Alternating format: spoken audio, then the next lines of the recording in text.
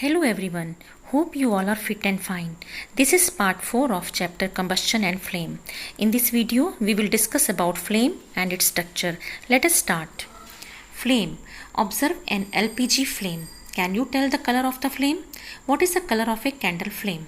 आपने LPG जो आपके किचन में फ्लेम गैस जो आप ऑन करते हैं उसकी जो फ्लेम है उसको ऑब्जर्व करना है. क्या आप बता सकते हैं उसका क्या कलर है? क्या आप कैंडल की फ्लेम का कलर बता सकते हैं? इन फिगर 6.8 आपको ये फ्लेम के कलर्स दिखाए हुए हैं. आप इन्हें देख के बता सकते हैं कि किचन स्टोव की फ्लेम का कलर क्या होगा और कैंडल फ्लेम का कलर क्या होगा. तो kitchen stove means LPG flame का कलर आपको ब्लू नज़र आ रहा है और कैंडल फ्लेम का कलर जो है वो येलो कलर में कैंडल फ्लेम जो है वो बर्न करती है. तो इस तरह से ये आपको यहाँ पे कैंडल फ्लेम दिखाई हुई है. रेडिश येलो कलर में कैंडल फ्लेम जो है वो बर्न हो रही है. नेक्स्ट है recall your experience of burning A magnesium ribbon in class 7th. आपने क्लास 7th में मैग्नीशियम रिबन को बर्न किया था. If you do not have experience of burning the remaining items in table 6.2 you can do that now. आपको 6.2 table में ये materials दिखाए गए हैं और आपने इनको बर्न करके देखना है कि क्या ये मटेरियल फ्लेम बनाते हैं या नहीं बनाते हैं. तो look at the table 6.2. The list of the material is given to you. Candle, magnesium, camphor, kerosene stove and charcoal. तो आपने इनको बर्न करके देखना है और रिकॉर्ड करनी है आपकी अपनी ऑब्जर्वेशन इस टेबल में 6.2 में कि ये फ्लेम बनाते हैं या नहीं बनाते हैं. आप देखेंगे जो कैंडल है आपको मालूम है जो कैंडल है वो फ्लेम बनाती है. मैग्नीशियम रिबन भी जब हमने बर्न किया था तो उसकी भी फ्लेम थी. कैम्फर भी जो है वो फ्लेम के साथ बर्न होता है. केरोसिन स्टोव की भी फ्लेम होती है. चारकोल जो कि एक टाइप से कोल की तरह ही होता है वो डज नॉट फॉर्म फ्लेम, वो फ्लेम नहीं बनाता है. तो इस तरह से हम देखेंगे कि कुछ मटेरियल्स जो हैं वो फ्लेम बनाते हैं जबकि कुछ मटेरियल्स जो हैं वो फ्लेम नहीं बनाते हैं. नेक्स्ट है structure of a flame. Flame की स्ट्रक्चर क्या होती है? तो इसके लिए हम एक्टिविटी 6.5 करेंगे. यहाँ पे आपने एक्टिविटी 6.5 में क्या करना है, कैंडल लेनी है जलती हुई और hold a glass tube with a pair of tongs and introduce its one end in the dark zone of a non-flickering candle flame as shown in figure. आपको इस फिगर में 6.10 में दिखाया गया है कि आपने एक लाइटेड कैंडल लेनी है और एक ग्लास की ट्यूब लेनी है. आपको मालूम है जो ग्लास की ट्यूब होती है वो दोनों तरफ से ओपन होती है. With the help of tongs, आपको ये टोंग दिखाया है जिससे ये ग्लास की ट्यूब होल्ड की हुई है. आपने इसकी हेल्प से इसकी एक साइड जो है वो अपनी डार्क जोन में रखनी है. कैंडल की फ्लेम की जो डार्क जोन है, जो इनर वाली जोन है, वहाँ पे आपने इसको रखना है और उसके बाद आपने दूसरी तरफ से मैच स्टिक लेके जानी है जैसा कि आपको फिगर में दिखाया गया है. मीन्स अदर साइड पे आपने जलती हुई एक माचिस की तीली लेके जानी है. तो आप देखेंगे कि ये जो अदर साइड है वहाँ पे भी आपको ये फ्लेम नज़र आ रही है, वहाँ पे भी फ्लेम जो है वो आपको नज़र आएगी.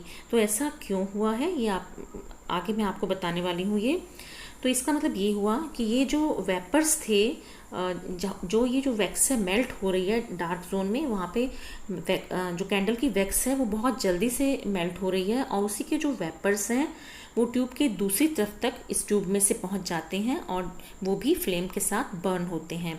मीन्स फ्लेम जो ये बन रही है वो क्यों बन रही है? Because of the vapours. इसके वेपर्स जो हैं वो फ्लेम में कन्वर्ट हो रहे हैं. नेक्स्ट आपको यहाँ पे बताया गया है the substances which vaporise during burning give flame. कौन से सब्सटेंसेस जो हैं वो फ्लेम देते हैं और कौन से सब्सटेंसेस फ्लेम नहीं बनाते हैं. तो वो सब्सटेंसेस जो वेपोराइज होते हैं ड्यूरिंग बर्निंग, जो जलते हुए वेपर्स में कन्वर्ट हो जाते हैं, वो सब्सटेंसेस जो हैं वो फ्लेम बनाते हैं क्योंकि ये जो वेपर्स हैं यही फ्लेम की फॉर्म में कन्वर्ट हो जाते हैं. For example kerosene oil, molten wax rise through the wick and are vaporise during burning and form flames. तो इनके एग्जाम्पल हैं जो फ्लेम्स बना रहे हैं. केरोसिन ऑयल और मॉल्टन वैक्स जो है वो फ्लेम बनाती हैं क्योंकि वो वेपोराइज हो जाते हैं. मीन्स वो फिनिश हो जाते हैं जलते जलते वेपर्स में कन्वर्ट हो जाते हैं. दूसरी तरफ जो चारकोल है डज नॉट वेपोराइज, वो वेपर्स में कन्वर्ट नहीं होता है. जब वो बर्न होता है तो उसके एशेस बच जाते हैं, वो पूरा वेपोराइज नहीं होता, पूरा वो जो है वो फिनिश नहीं होता बल्कि वो कन्वर्ट हो जाता है आफ्टर बर्निंग. जलने के बाद एशेस में मीन्स राख जो है वो उसकी बच जाती है and so does not produce a flame. क्योंकि वो वेपोराइज नहीं होता इसलिए वो फ्लेम प्रोड्यूस नहीं करता. तो इस तरह से हमें यहाँ पता चल रहा है कि कौन सी सी चीज़ें हैं वो फ्लेम प्रोड्यूस करती हैं और कौन सी जो है वो फ्लेम प्रोड्यूस नहीं करती हैं।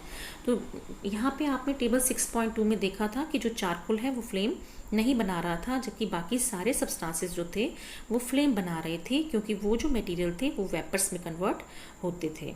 इन activity 6.5 could the vapours of wax coming out of the glass tube be the cause of the flame produced. तो यही जो ऊपर एक्टिविटी हमने की थी 6.5, तो उसमें भी यही बताया था कि ये जो फ्लेम बन रही थी वो क्यों बन रही थी, because of the vapours of the wax के जो वेपर्स जो हैं वो अदर साइड ट्यूब की जो अदर साइड पहुंचने की वजह से ही फ्लेम जो है उन्होंने प्रोड्यूस की। सॉरी। नेक्स्ट है फिगर 6.11 में। इसमें आपने क्या करना है, when the candle flame is study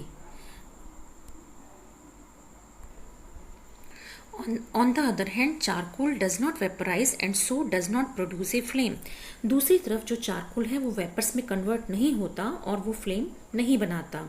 तो इस तरह से वो चीज़ें फ्लेम बनाती हैं जो वेपोराइज होती हैं, और जो वेपोराइज नहीं होते they do not form flame.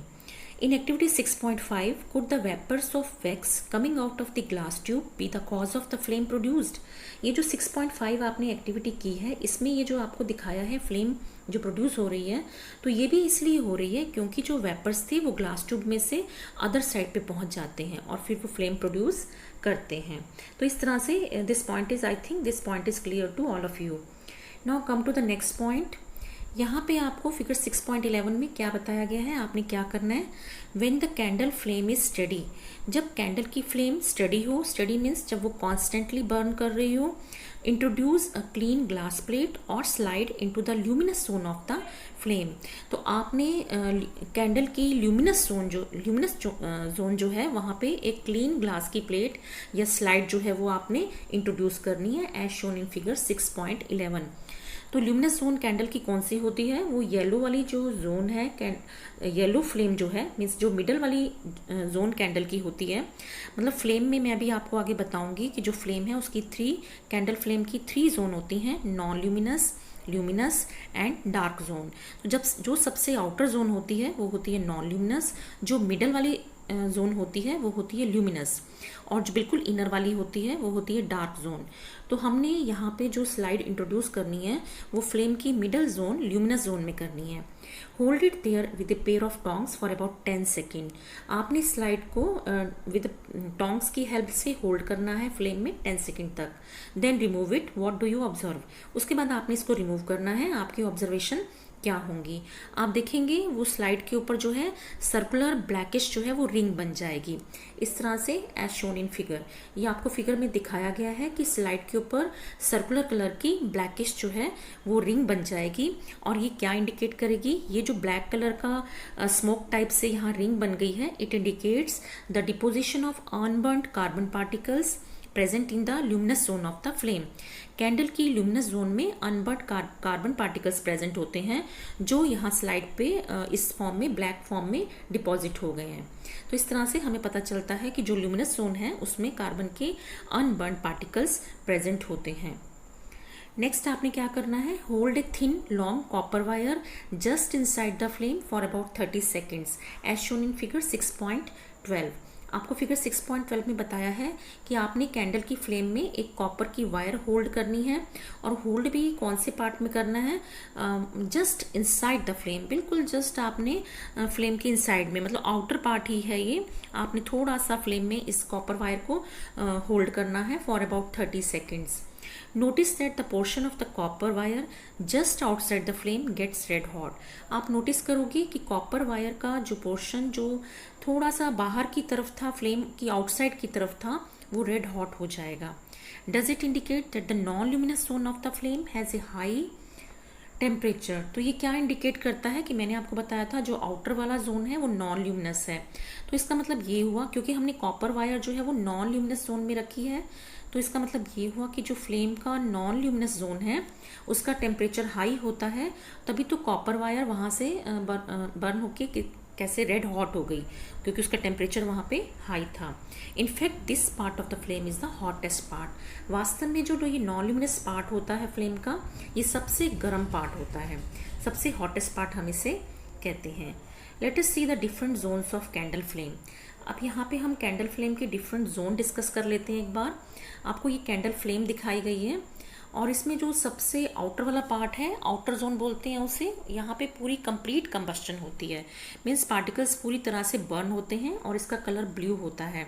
इसे हम नॉन ल्यूमिनस जोन भी कह देते हैं। नेक्स्ट है middle zone of the middle zone आपको बताई हुई है, जिसमें कंबस्टन जो होती है वो पार्शियल होती है, मीन्स पूरी तरह से कार्बन पार्टिकल्स बर्न नहीं होते। आपको मैंने एक्टिविटी में बताया है, तभी तो अगर हमने इस जोन में स्लाइड रखी थी तो उसके ऊपर कार्बन के पार्टिकल्स जो थे अनबर्न वो डिपॉजिट हो गए थे, सर्कुलर रिंग बन गई थी ब्लैक कलर की। वो इसलिए बनी थी क्योंकि इस जोन में, मिडल जोन में पार्शियल कंबस्शन होती है, पूरी तरह से कंबस्शन जो है वो कार्बन पार्टिकल्स की नहीं होती, जिसकी वजह से इसका कलर येलो होता है और इसे हम ल्यूमिनस जोन भी कहते हैं। उसके बाद इनर मोस्ट जोन है जिसमें अनबर्न्ड वैक्स वेपर्स होते हैं। वैक्स के वेपर्स जो हैं वो अनबर्न्ड होते हैं और ये ब्लैक कलर में होती है, इसे हम डार्क जोन भी कह देते हैं। तो जो नॉन ल्यूमिनस जोन जो कि आउटर जोन है वो सबसे हॉटेस्ट पार्ट है फ्लेम का, और जो मिडल जोन है वो मॉडरेटली हॉट है, मीन्स वो ना ज़्यादा गर्म है ना ज़्यादा ठंडा, मॉडरेट है। और जो बिल्कुल ही इनर पार्ट है वो लीस्ट हॉट है, वो बहुत कम गर्म होता है। तो ये है different zones of candle flame. I think it is clear to all of you. Now next is goldsmith blow the outermost zone of a flame with a metallic blowpipe for melting gold and silver. Figure 6.14. Why do they use the outermost zone of the flame? यहाँ पे आपको 6.14 figure में बताया गया है कि जो gold Smith है, मीन्स जो सुनार है, वो क्या करता है, वो फ्लेम की आउटरमोस्ट जोन को यूज़ करता है गोल्ड और सिल्वर को मेल्ट करने के लिए with the help of metallic blow pipe. तो यहाँ पे आपको गोल्ड स्मिथ दिखाया गया है जो कि मेटल की ब्लो पाइप से फ्लेम की आउटर जोन को ब्लो करके गोल्ड और सिल्वर को मेल्ट कर रहा है। तो आपको ये देखो फिगर में 6.14 में ये दिखाया जा रहा है। तो why do they use the outer most zone of the flame? Gold Smith जो है वो फ्लेम की आउटर मोस्ट जोन को क्यों यूज़ कर रहा है? अब आप इस क्वेश्चन का आंसर दे सकते हैं। क्यों कर रहा है? क्योंकि आपको मालूम है कि जो आउटर जोन है that is the hottest part of the flame, वो फ्लेम का सबसे हॉटेस्ट पार्ट है, इसलिए जो गोल्ड स्मिथ है वो आउटर मोस्ट जोन को यूज़ कर रहा है for melting gold and silver. I think it is clear to all of you. Next we will continue in next video. Thank you.